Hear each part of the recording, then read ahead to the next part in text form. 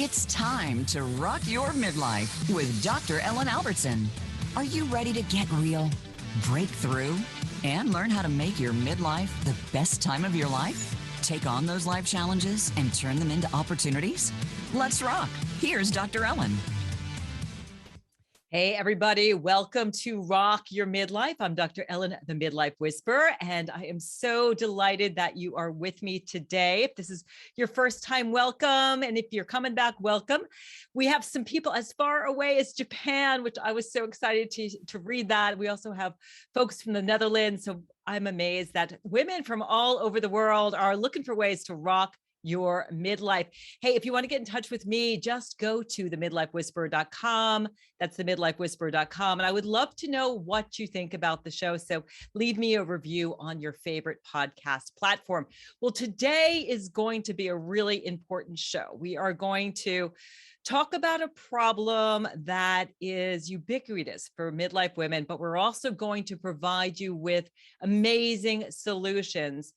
We're going to talk about depression, and you may not realize it, but 1 in 8 midlife women suffer from depression. That is correct. We actually have the highest rate of depression for any group by our age and gender. And we're going to talk about a very specific type of depression, which I was really interested in learning more because I actually had this. It's called perfectly hidden depression. Our first guest is going to tell us all about it. And our second guest is going to provide us with some spiritual solutions for it. But first, I have a question for you. What do you do when your life looks perfect on the outside, but inside you're miserable and even depressed? That was my situation. On the outside, my life looked incredibly perfect. I seemed to have the perfect marriage, perfect children, perfect career. I kept getting degree after degree, all the way up to a PhD in psychology. I thought my life really was perfect. And honestly, after reading Dr. Rutherford's book, who is going to be with us in a moment, realized that I was using my perfectionism to hide this depression. There was this idea that if I got on that hamster wheel and I was more perfect and my body was perfect and my career was perfect and my family was perfect, nobody would realize, including me, how incredibly depressed I was. And what ended up happening with me is, honestly, it was exhausting. When I was in my 40s, I was working as a personal fitness trainer.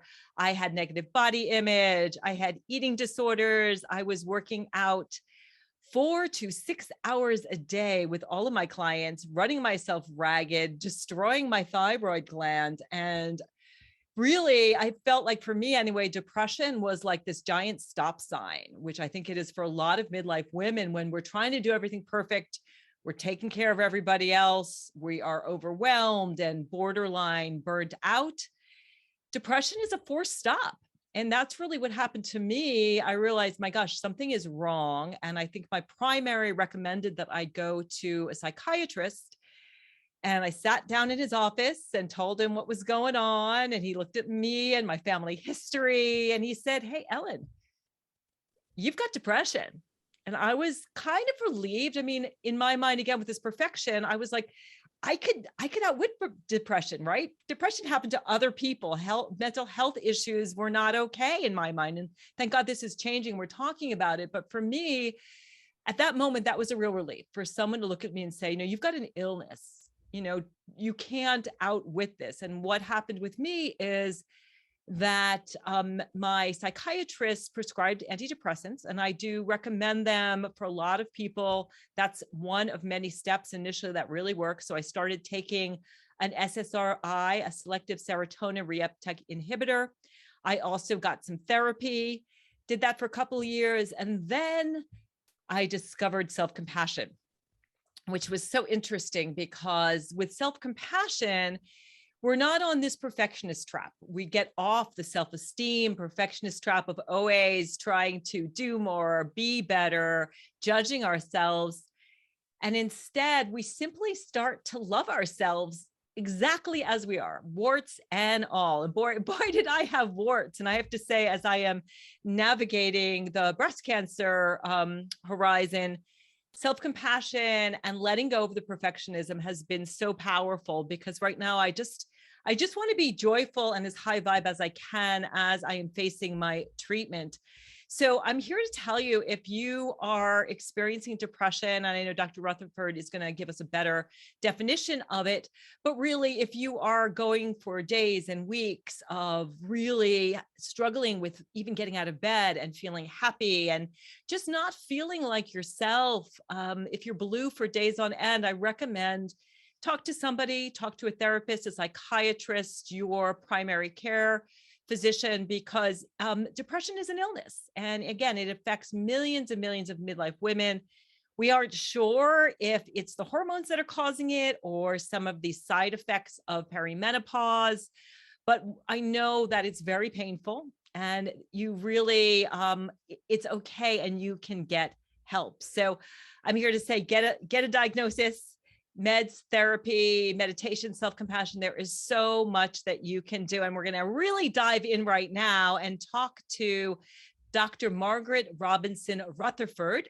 And she is a clinical psychologist in private practice. She has more than 25 years of experience treating individuals and couples for depression, anxiety, and relationship issues.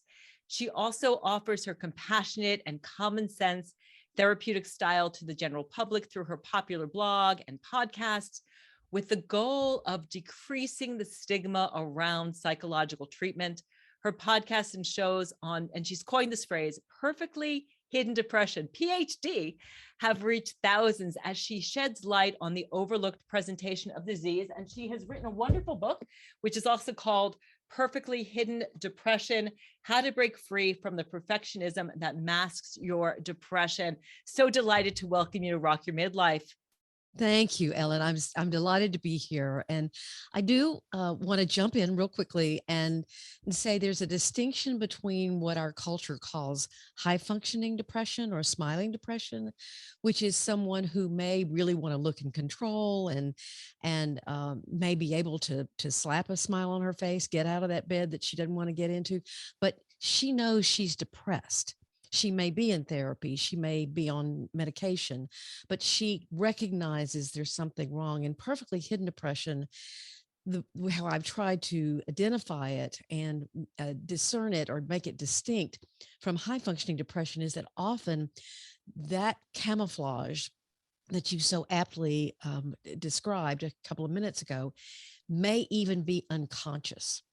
What happens is that trauma occurs, some kind of trauma, whether that's bullying, whether that's actual abuse or neglect, whether that's being the star of your family. And so you learn that, all your worth are your accomplishments, whether you're enmeshed, whether you are a pseudo adult child because you had to take care of your siblings. Something happened to you early on that you maybe you just grew up in a family that refused to ever admit that there was anger or there was sadness or there was fear. You weren't allowed to talk about that. I worked with a man whose mother had died, and his father, remarried very quickly. All the pictures of his mother were taken away. He was told to call this new stepmother mother, and she was never discussed again. It's like not only did she die, but she vanished. That was his form of trauma. And so this happens so unconsciously. It's just, well, since I can't do that, since I'm not allowed to do that, since it's not safe to talk about who I really am or what I'm really experiencing, then this unconscious process begins to happen. The psychoanalytic people will call it suppression and then repression, but it's basically stowing away things in some sort of emotional closet that you can't see, that you may even say, oh, well, I don't even have that. I'm just not somebody who does feelings. Or if I started crying, I wouldn't stop, or whatever you happen to say to yourself. And it's been amazing to me how many people, when I first started writing about this, HuffPost, I was writing for them, and I wrote this post called "The Perfectly Hidden Depressed Person, Are You One?" And I just kind of grabbed that term out of the air thinking, well, that's a pretty apt description of that. And I got hundreds, even thousands, no, not thousands, hundreds of emails, several hundred. And it's like you're in my head. How do you know about this? How, what do I do about this? And because the term perfectly hidden depression both identified that yes, there was a loneliness and despair that would sort of seep in every now and then that they were aware of, or that perhaps one of your listeners or more are aware of, but they push it away very, very, very quickly. And so they're aware that something's kind of their guts going, this just isn't right. Yeah, your life looks great. You're very successful. You have a perfect family, like you were describing, Ellen. And yet I sometimes want to die. I sometimes just want to get in my car and drive away. And that doesn't fit, what I'm actually seeming, what I should be experiencing. And this disparity between that can be really, really dangerous. And the research around perfectionism would say that there are several types of perfectionism, but one especially is particularly lethal. And we can talk about that in a minute if you want to. Yes. And I think that, those of us who grew up in the 60s and the 70s, which you I'm one of Gen X those. and baby boomers, right?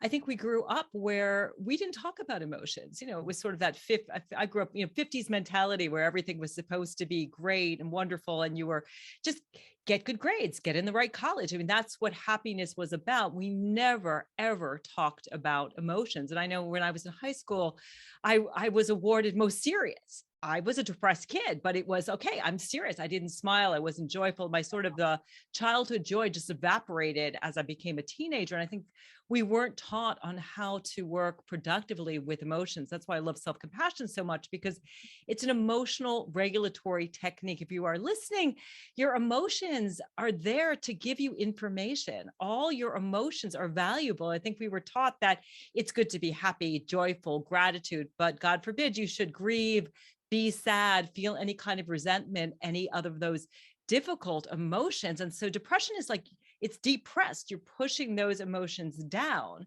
and they don't go away. And then you wonder why you have these feelings that, like, as you said, that you just don't want to exist anymore, because there's so much pain that it's almost like, constipation, right? You're not giving it an opportunity to breathe and be seen. And I think as kids, I know my own self, I just wanted to be perfect. That was my job, to be the good girl, to be a people pleaser, to do everything right. And I think that really led to depression. And you marry that with some genetic predisposition, and it's very dangerous. Yes, it is. And again, no one is coming up to these people going, "Are you okay? You don't seem like yourself." With classic depression, it has to be a noticeable change from your normal behavior that either you notice or other people notice. By definition, it has to be. So you're sort of overwhelmed by your inner life and what's going on inside, probably with a lot of painful feelings about yourself, very low self-esteem or hopeless or helpless or whatever. Whereas in this kind of depression, you really I had one person ask me now a couple of years ago, well, is this really depression? And one of the ways to think about it, in cardiology, for example, many women would go to a cardiologist prior to the most recent research on women, and they would have a different symptom picture than men did classically. Not all the time, but sometimes they would have symptoms that might predict a potential heart attack. And the cardiologist would say, well, no, you don't fit criteria. You don't fit. Well, when they began researching women, they did fit. And so cardiology changed its whole rubric of the things they look for when they're talking with a woman versus a man. What I am asking, begging, pleading with the mental health profession is to say, don't get stuck in that set of symptoms that is in the DSM-5 that I can name in my sleep, that if you don't fit these symptoms, then you're not classically depressed or clinically depressed. And so, because these people will not look like that, they will, I tell the story in the book. It's the very first story that I diagnosed a woman with anxiety, and we would talk about all kinds of things. She'd been in therapy about 3 months. I thought she was doing a wonderful job. And her husband called me back when we actually called one another. And, or I think I used a pager, believe it or not. And I talked with him. He said, something's wrong. And I said, what do you mean? He goes, I don't know. My wife left me this weird message about the kids, and she's not answering the house phone, and I actually went over there. Now, this is not something, I'm not the Nancy Drew of my hometown. This was a very unusual thing for me to do. But I also had a sense in my gut. And make a long story short, he had told me how to get in the house, and I found her in bed, trying to kill herself. And but the EMT came, and so she was whisked away, and I sat there and said, I never picked up that she was really this depressed. I've never known anybody that has a lot of anxiety that's not somewhat depressed about it, but this was way over the top. And I looked around her house, and it was perfect. It was immaculate. There were dishes drying in the sink and toys put away in a toy bin. And I just thought, I've got to figure something out here. Now, I wish I could say that that was the beginning of this book. It wasn't, but it was the beginning of me saying, I have to step out of the box that I'm using to try to determine if someone is depressed or not. Yeah, it's hard because the whole MO is that you are trying to cover it up and always feeling like if I'm perfect, then everything will be okay. Yes. And that never happened. So let's talk a little bit about the core traits of the syndrome Sure. of perfectly hidden trauma-based depression. Sure. That's a term, trauma-based perfection is, if I ever write another book about it, that's what I'm going to call it. It's what you're not saying is what I want to call it. They're basically what I did was I tried to come up with what I would call a syndrome. And a syndrome is a group of behaviors or beliefs that you'll find together, kind of like a codependency is probably the most well-known syndrome. And the behaviors are things like a highly critical, shaming inner voice that's just constantly telling you you shouldn't have your own Voice of America show. Who do you think you are? You shouldn't be on that Voice of America show. And so it's constantly trying to whittle you down. And that again got started in childhood, most likely. You're very overly responsible. You're always the one saying, I'll do it. You worry a lot, and yet you don't want to look like you worry a lot. So you just grab a lot of control. The more you control, the less you worry. You will stay very analytical in your head. You much prefer that kind of conversation to, a more emotional one. In fact, you may not even know how to express painful emotion. You typically focus with a whole lot of sincerity on other people. You are a good friend, but you don't let other people in. You don't talk about yourself hardly ever. It may be that you, again, sort of distract or discount any painful emotion. Again, I said this before, but you'll say, oh gosh, if I started crying, I'll never stop. Or, I'm just not the kind to get upset. You're very task oriented, accomplishment oriented. As you said, you named off working out in long hours and all the things that and eating disorder. You often can have a concurrent kind of problem that has to do with control or anxiety. That's very important. Again, you usually look, unless procrastination is a huge problem, you're going to look very successful, but you're not going to have true emotional intimacy because you have to talk about conflict. You have to have conflict to talk about painful emotions, to have actual intimacy. So that can be a problem. I think that's about all of them. Yeah. So conflict adverse, procrastinating, Yes. the And shameful self-talk. yes. And so what I would also add to your self-compassion idea is the antidote really to this kind of problem is self-compassion, and it's self-acceptance. And how I define self-acceptance is this. It's a working definition. I'm still working on it. But I see self-acceptance as recognizing that your strengths and your vulnerabilities, both of them define you, but neither of them define you completely. As I like to say, I have 3 letters after my name. I'm proud of those letters. I worked hard for those letters. They give me license to do what I love to do. I've also been married 3 times. My 20s were highly chaotic, and I was married twice. I've been married now 32 years, but I I made a lot of mistakes. And so those are facts about me. I may be judged for either one of them really. But I don't let I carried around shame about those marriages for years until I finally began to work on my own perfectionism, and that, I had to just say, okay, yeah, those are facts about me, and neither one of them defines me more than another. It's wonderful that you can talk about the vulnerability, and there's so much work Oh, coming. Of course, the great Brene Brown talking about heart-centered connection really starts with being able to be vulnerable and to have the courage to say, yeah, my marriage isn't working.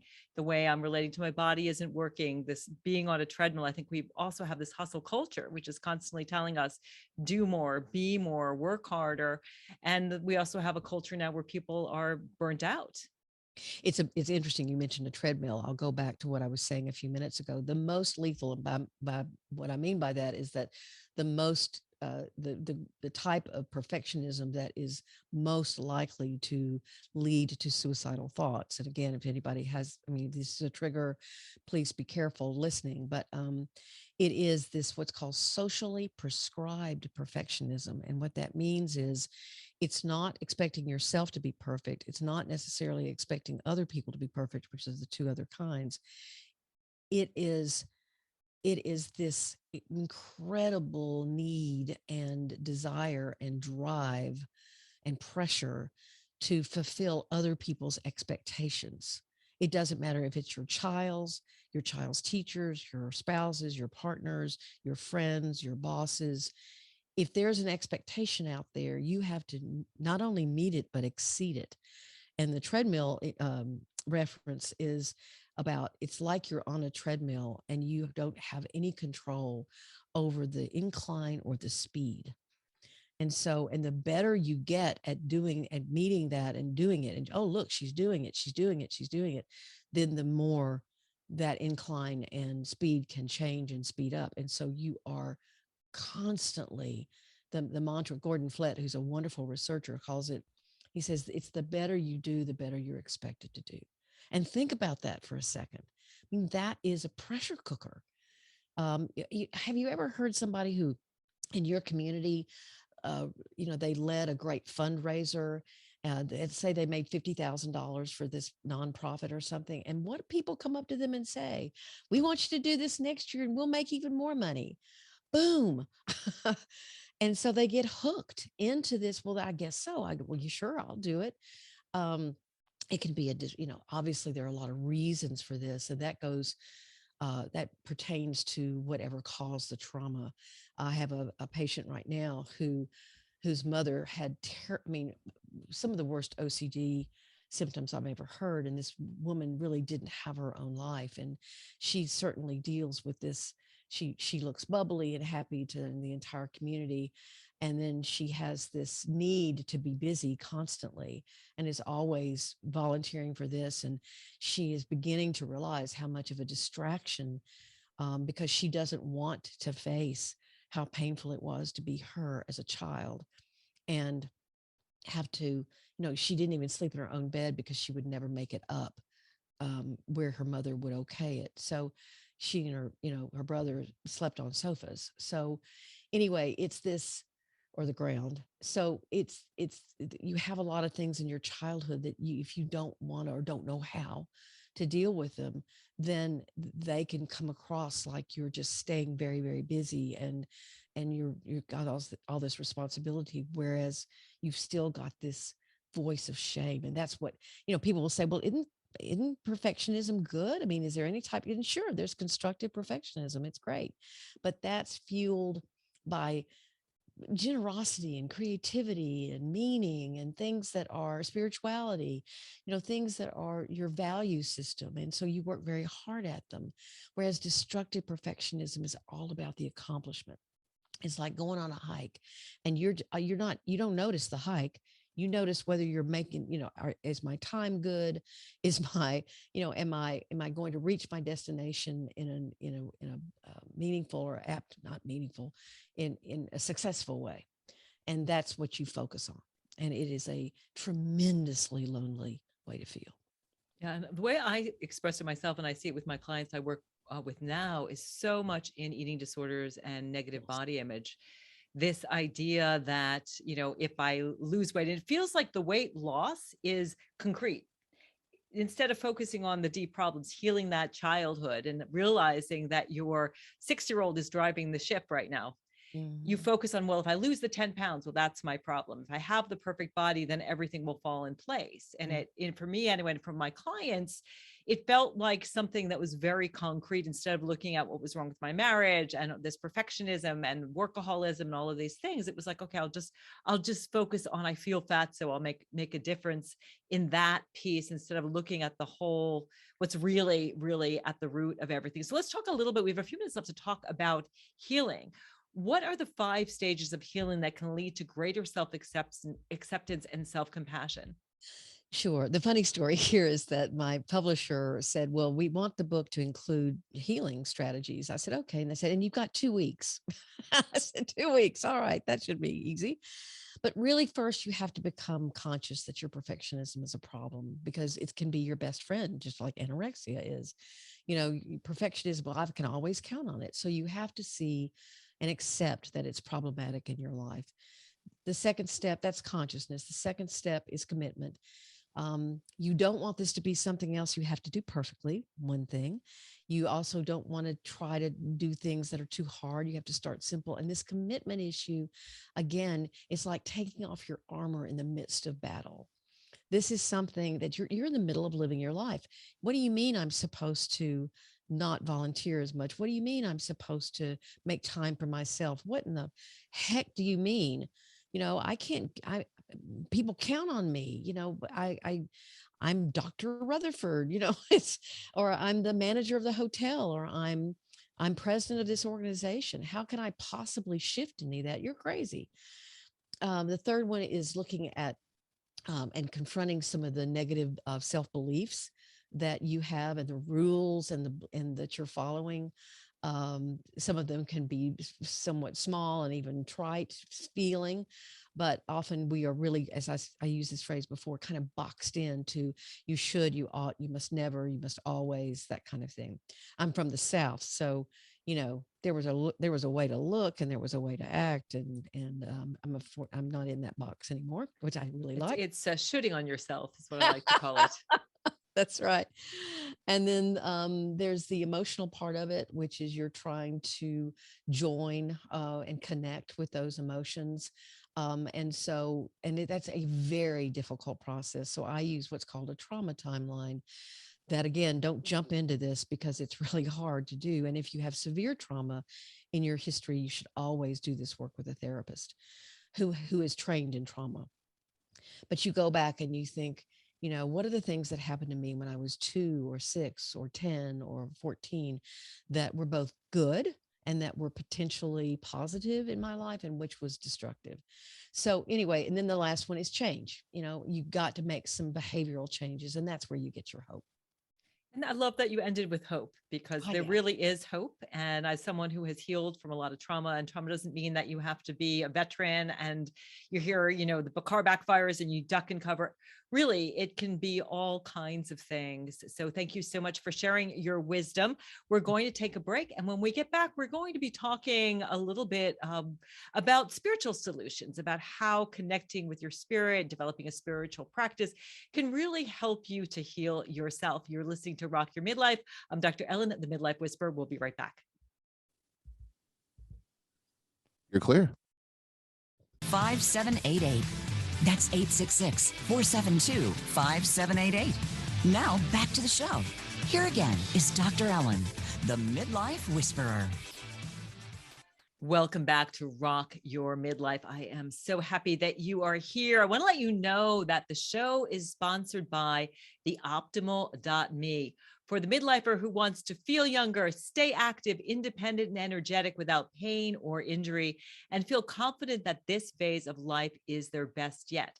Take control of how you age with theoptimal.me, because you are never too old to take a smarter approach to aging and give yourself the freedom to make the next chapter your best chapter. I have been using it, and I've been a jock my whole life. I love to work out, but I'm finding that the optimal.me really is giving me extra tools to strengthen my joints, my muscles, move in new ways, so that I can really personally want to make it to 100. So I recommend you check them out.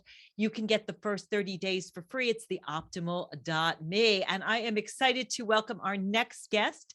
She is a dear friend of mine, an amazing human. She is Dr. Ruth Anderson. She's an award-winning international best-selling author and founder of Enlightened World Network. Retired after a satisfying and worthwhile career in special education and public school administration, Ruth embraced her second calling, that of a spiritual counselor, promoter, and producer for light workers. Enlightened World Network provides a safe spiritual community for speakers to share their messages and participants to learn and experience transformational growth. And you can check them out at the Enlightened World online. And I have done many meditations and connected with Ruth on many occasions. I'm thrilled to have her here. Welcome to Rock Your Midlife, Ruth. Thank you, Ellen. I'm so pleased to be here. So it's great to have you. And so before the break, we were talking to Dr. Margaret Rutherford, and we were talking about perfection and depression, specifically perfectly hidden depression. I'm wondering if you have a question for Dr. Margaret. I do. I so appreciate the focus of this being on women. However, in social media right now, they're really talking about young people who are dealing with suicidal ideation, depression, coming off of a couple of years of COVID. What are your thoughts about that? Just taking us offline just a little bit here. Sure. Well, I mean, a lot of midlife women who are listening to this have children or grandchildren that they're very concerned about. And so I think it's a wonderful question. Um, Jean Twenge, Twenge, I'm probably crucifying her name, is a sociologist who has studied every generation since the baby boomers. And she is quite a prolific researcher and writer. And she wrote a book that came out, I want to say couple of years ago, maybe 3, called iGen, like iPad, but iGen, Gen. And in it, she described that she has never seen a generation change more and in a negative way, at least as far as mental health was concerned, as this youngest generation. So she describes, I mean, I read her book a long time ago, but she says, yes, it's true that kids aren't killing each other as much, but they're killing themselves more. And this was prior to the pandemic. And so I think that especially this kind of perfectionism, I've heard from, I actually have done some interviews on self-work, which is my podcast, with athletes. Victoria Garrick came on to talk about how she struggled with depression. There's a wonderful book called What Made Maddie Run by Kate Fagan. And she talks about a young University of Pennsylvania track athlete who killed herself but no one knew. I mean, this is, and actually several college athletes at, again, these premier kinds of schools have killed themselves. So it is a huge problem because it's not always going to look like, again, classic depression, just like adults. And one of the things that I tell parents to do, and grandparents, is rather than just watch for classic depression, is your family one of those families that's talking about vulnerability? Do you talk about mistakes you've made? Do you talk about struggles you have, not in an age inappropriate way, but do you model for your child what you're wanting them if they get in a pinch or if they get in a really serious situation and are thinking about hurting themselves in some way, or we can buy into, oh, she looks great. She's just kind of like what Ellen was saying. She looked stellar as a student in high school, but it is that, is that what I'm demanding of my child, or am I letting my child and modeling for my child or my grandchild what I see as vulnerability? And then I remember my son, when he was in college, called me, and he had made a terrible mistake, but he called me because he knew that I had made a similar mistake because I talked about it. And so I don't know if he would have ever reached out to me. In fact, he said, I called you because I knew you would understand and you wouldn't be judgmental. Well, that is an amazing answer, but it's something that we as midlife women, we impact up to 4 generations. So certainly our grandkids, our kids, I know I'm doing more of that now with my kids, modeling uh, compassion and positivity and also vulnerability and just talking about, making mistakes. I was divorced as well, know what that's like to go through that, having a failed marriage, making mistakes in business and life. And I appreciate you sharing that. Let's moving on. So first question, just to piggyback on what we're talking about depression, Ruth, when people are experiencing depression, what's the connection between depression and spirituality? How can we use or develop a spiritual practice to help us to embrace all of our emotions, all of who we are, both the light and the dark and the soul and the human? What's your take on that? That's a whole book or two. I would say that's quite a question there, Ellen. To me, with spirituality, I think depression comes in when we think we are doing this all by ourselves, when we think we are completely cut off from spirit and that we can only rely on ourselves. And I know for me, difficult times in my life, I was so reminded that spirit is right there, right next to me. So Ellen, you had mentioned a house fire that we had in the very end of December this year. Our neighborhood went up in flames. We lost 1,000 homes due to wildfires. And I was in Texas at the time. A friend called me and said, your neighborhood's on fire. So we called the house sitter. She was able to get the dogs out. And that was it. We lost absolutely everything in the home. And what was most interesting to me was the 3 days prior to that, I felt Archangel Michael next to me so strongly. And I know, Ellen, you believe in angels. I don't know, Dr. Rutherford, if that's part of your spiritual life or not. But Archangel Michael has been a guide for me for the last 10 years. And he was so strong next to me for those 3 days that I finally turned and I said, what? Why are you so present right here? That evening, our house burned to the ground and we watched it burn on the news from Texas. And I realized at that point, not only was I being prepared for that, I was so protected during that. And I had no reason to fear, none. And during these last 5 months, I have not had one moment of fear. And I just think that that whole piece of spirituality and realizing you are not alone here in this world. We have spirit guides, we have angelic guides.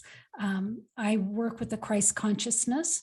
I know not everybody's Christian and you don't actually have to be to believe and feel that Christ consciousness, but there's so much support for us at all times. And I know at those times in my life where, I've been thinking, gosh, I wonder if I'm depressed. I've had a couple of those times. Depression runs in my biological family. And those times I was able to work with it by bringing in that spiritual side. So I think to me, that's the crux of it. You're not doing this alone. Yeah. And I think so much of suffering is caused by the fact that we feel we are alone. We feel the separateness. We forget that we are part of all that is. Whatever your spiritual lens is, there is energy out there that you can connect with, whether you feel it is divinity within or without or spiritual, whatever you want to call it. I personally feel that spirit shows up in a language, in a way that makes sense to us. For me, I see spirit all the time in nature. Last couple of days have just been turtles everywhere. I cannot move forward without, literally stepping on a turtle, of saying, slow down, pay attention. But that's such a beautiful point, because I think that depression really is this sense of, there's no one out there who can help me. There's no one that I'm connected with. I'm all alone, and we are not all alone. We are truly part of all that is. So if someone's listening, thinking whether they are experiencing depression or other issues, how do you connect with the spiritual world? Maybe people have grown up with religion and that doesn't make sense to them anymore. Someone's listening and saying, gosh, how do I touch enlightenment? Where do you start? So for me, spirituality and religion are two separate things. I was raised in a religious home, but that's not where I found the connection. I found the connection through spirit, sometimes through energy, through nature, like you said. Other times, just even getting a feeling in my gut or in my lungs or in my head, and I'll stop and just listen to that. I've realized over the years, I've had a quite profound connection to the Holy Spirit and to Divine Mother. And even as a child, I would feel really connected to nature, to the fish, to the trees. And if somebody came along and kicked a tree, I would feel horrible. I just felt such sadness in connection to that. But to me, it's time. Any relationship requires time. So does your relationship with yourself and your spirituality. And so for me, it's spiritual meditation. It's a prayerful meditation, and going into a quiet place without distraction, putting the time in, listening more than speaking, really just being open to what does Spirit have for me today, and listening.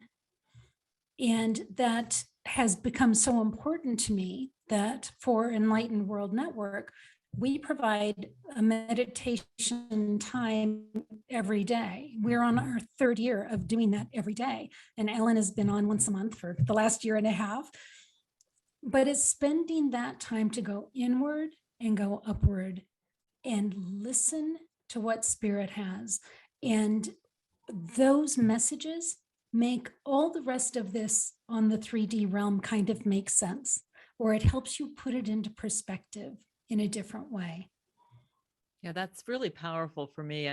Just to reiterate, it just slow down, get quiet, put the time in. And I would just add too, is realize that you are a spiritual being having a human experience. So often we're running around with chickens with our heads cut off, again, in this hustle culture.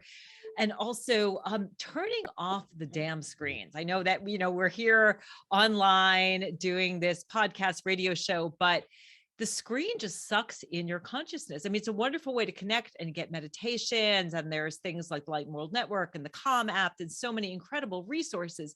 But on the flip side, it's this constant, we're driven to distraction where we constantly have it in our pocket, listening for those beeps, wanting those squirts of dopamine, which is the chemical of reward. And it really, it takes us away from our soul. So turn the screen off. Yeah, turn the screen off. And the other thing too, for me, I have to start my morning that way, in that prayerful meditation, because if I get hooked into the rhythm of the day, I can go all day long just responding and reacting to what's happening around me. So for me personally, I need to start my morning that way, and it just sets the tone for the rest of the day. It is powerful. And I think it's great to do it close to when you wake up. So don't grab your phone first thing, but when we're waking up, we're in this different consciousness. So you do get to hit reset when you sleep. And if you can wake up and go right to your meditation cushion, even if you just do like 5-10 minutes, maybe read a little bit of a spiritual enlightened reading, listen to a meditation, do a little bit of journaling, whatever works for you, listen to music, take a little walk in nature. It really does set the tone for your day. So I want to talk a little bit, since we're about rocking your midlife. I know that you made a profound shift. What was that like for you to go from PhD educator to being, a spiritual healer? How did you make that shift, and how did that come about? I had a huge awakening. I was just about ready to retire, but I was finding that in my work as a school district administrator, I was getting messages from Spirit, and I would be talking to a family on the phone, or I would be talking to a school principal, and I would be hearing suggestions for what they could do. And I knew I wasn't coming up with these suggestions, but I would say them, and then I would either hear, oh, that's a great idea, or they would come back to me later and say, that was brilliant. I tried that and it worked. So I was getting messages, and I had been getting messages throughout my younger years as well, but very strong as I was getting ready to retire. A dear friend of mine passed away after 4 months of not knowing she had stomach cancer. She had had a stroke at the Thanksgiving table, and I was getting messages from her. She was in California, I was in Colorado, but I was receiving messages from her. And I didn't know how I was getting them. And I had no idea what it meant, but it was happening. It was all coming true.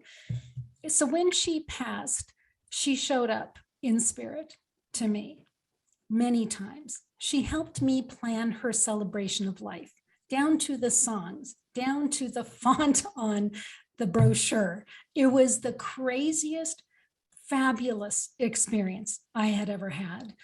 And then I needed to understand what was happening. So I started taking classes. Well, it was very important to me to find someone I could trust. And I would say to anybody who wants to learn more about their own sense of intuition, find someone you trust before you start taking classes.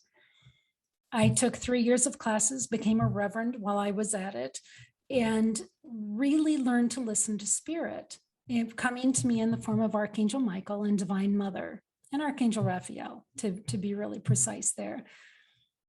But coming into this place in my midlife, I was starting to be asked to do different things. So Archangel Michael at one point said, well, take notes on everything you're learning. I thought, okay, I can do that. And then I heard, get on people's podcasts. I thought, oh, that means I have to actually say this out loud. So I said, how am I supposed to find podcasts for this? And he said, Google it. And I thought, I had no idea archangels would talk about Googling things, but they're very into the internet. So I got on several shows. And then Archangel Michael said, now have your own show. I thought, holy cow, I really have to put myself out there. And I did that. I started doing a weekly show. And then he said, write a book. Okay, fine. So I wrote a book.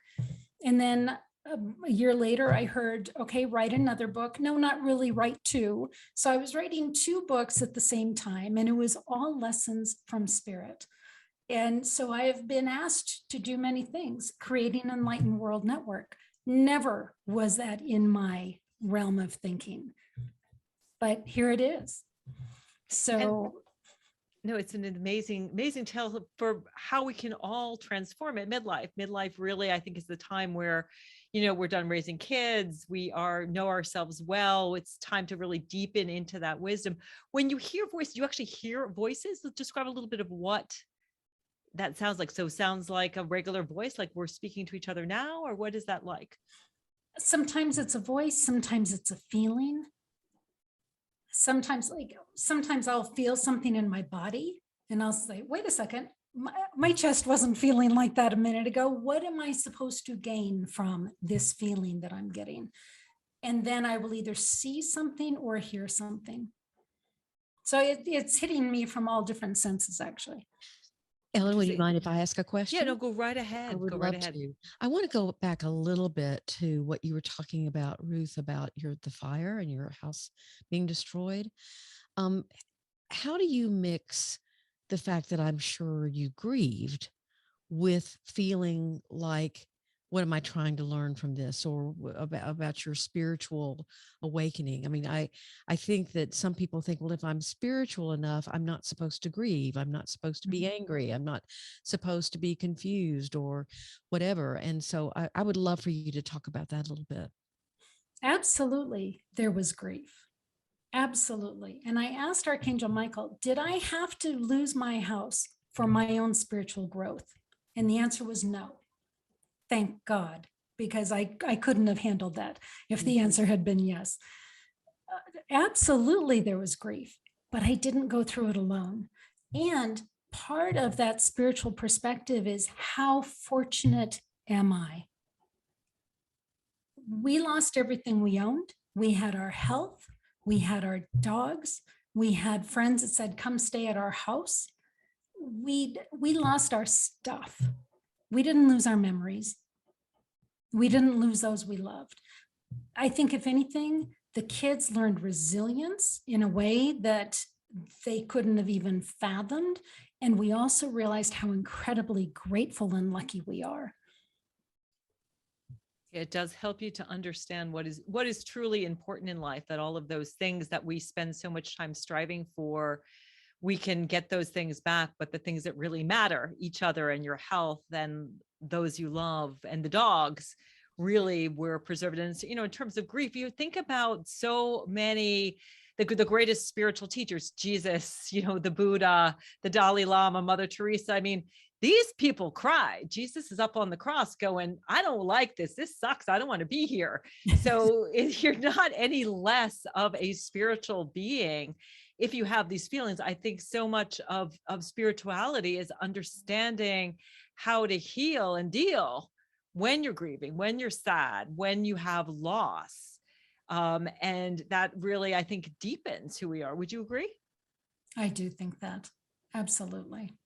What about you, Margaret? What are your Of feelings course. about grieving You and know, spirituality? I have a Facebook closed group, and it's a powerful thread sometimes when people say, I resent saying you had to go through the trauma in order to become the person you are. And I think that's what you're referencing, Ruth.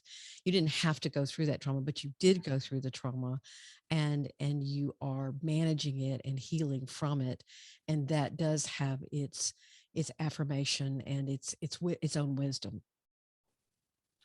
And it is always the silver lining piece too, of when you look back on it. I know when I'm going through breast cancer right now, trying to make sense of why, because maybe I do need this I think there is some chiseling that is going on, which is definitely hard to take, but it definitely does bring you to your knees and bring you closer to spirit when you go through things. So I think that is one of the things. And then just again, remembering common humanity, that nothing's going wrong. We didn't do anything wrong, but we talked about this, Ruth, fires happen, people get ill, people die. It's just part of what goes on. So thank you, Ruth. And thank you, Margaret, so much for being here today. This has been truly a wonderful show. I have learned so much. Thank you all for listening. I hope that you have gained some insights and wisdom from today. If you've enjoyed today's show, please leave me a review. Let me know about what you think about the show. Tell your friends, and you can always reach out to me at themidlifewhisperer.com. That's themidlifewhisperer.com. We'll see you on the next episode. Thanks again.